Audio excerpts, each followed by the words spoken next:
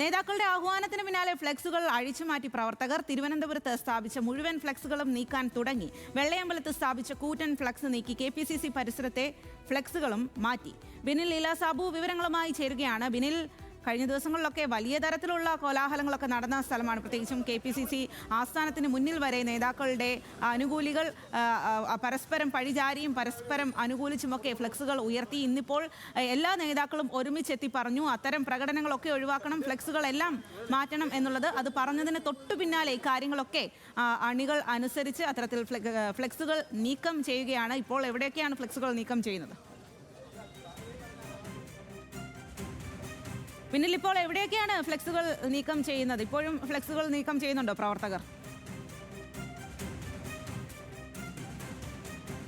Secretariat പരിസരത്ത് സ്ഥാപിച്ചിരുന്ന ഫ്ലെക്സുകൾ നീക്കം ചെയ്യുകയാണ് പ്രവർത്തകർ ഇപ്പോൾ. തുടക്കത്തിൽ, അതായത് ഇന്ന് നേതാക്കൾ വാർത്താ സമ്മേളനം നടത്തിയപ്പോൾ പറഞ്ഞ പ്രധാനപ്പെട്ട കാര്യം അത് തന്നെയാണ്. ഇനി പ്രകടനങ്ങൾ പാടില്ല, ഇഷ്ടമൊക്കെ ആകാം, പക്ഷേ മറ്റൊരാളെ വ്യക്തിഹത്യ ചെയ്യുന്ന രീതിയിലേക്കുള്ള പ്രകടനങ്ങൾ, പ്രചാരണങ്ങൾ പാടില്ല എന്നാണ് നേതാക്കൾ ഒറ്റക്കെട്ടായി പറഞ്ഞത്. അതുകൊണ്ട് തന്നെ ആ വാർത്താ സമ്മേളനം കഴിഞ്ഞ ഉടനെ KPCC ഉണ്ടായിരുന്ന ആസ്ഥാനത്തുണ്ടായിരുന്ന പ്രവർത്തകരാണ് പുറത്തേക്കിറങ്ങി ആ പരിസരത്തുണ്ടായിരുന്ന KC വേണുഗോപാലിന്റെ ഫ്ലെക്സുകൾ നീക്കം ചെയ്തത്. അതിനുശേഷം വെള്ളയമ്പലം ജംഗ്ഷനുകളിൽ വലിയ കൂറ്റൻ ഫ്ലെക്സുകൾ വെച്ചിരുന്നു. അവിടെയാണ് ഇന്ന് രാവിലെ VD സതീശന്റെ ഫ്ലെക്സിൽ ഒരു പ്രവർത്തകർ എത്തി ഇടിക്കുകയും അതോടൊപ്പം തന്നെ തുപ്പുകയും ചെയ്തത്. ആ ഫ്ലെക്സും പിന്നീട് പ്രവർത്തകർ നീക്കി. അത് പിന്നെ KPCC ആസ്ഥാനത്തേക്കാണ് കൊണ്ടുപോയത്. ഈ തലസ്ഥാനത്തെ മുഴുവൻ ഫ്ലെക്സുകൾ നീക്കം ചെയ്യുമെന്നാണ് യൂത്ത് കോൺഗ്രസ് പ്രവർത്തകർ പറഞ്ഞത്. അതിന് പിന്നാലെ സെക്രട്ടേറിയറ്റ് സമീപത്തെ കഴിഞ്ഞ ദിവസമൊക്കെ വലിയ ഫ്ലെക്സി യുദ്ധങ്ങൾ നടന്ന പ്രദേശമാണ് സെക്രട്ടേറിയറ്റ് പരിസരം. അവിടെ നേരത്തെ VD സതീശന് അനുകൂലമായി പ്രകടനം നടത്തിയപ്പോൾ അവിടെ KC വേണുഗോപാലിന്റെ ഫ്ലെക്സ് കീറിയിരുന്നു. അതിൽ മുൻ മുഖ്യമന്ത്രിയായ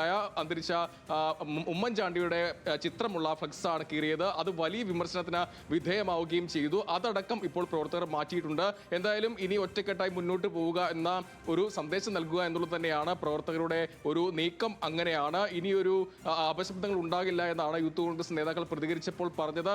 അങ്ങനെ തന്നെ മുന്നോട്ട് പോകാനാണ് പ്രവർത്തകരുടെ തീരുമാനവും.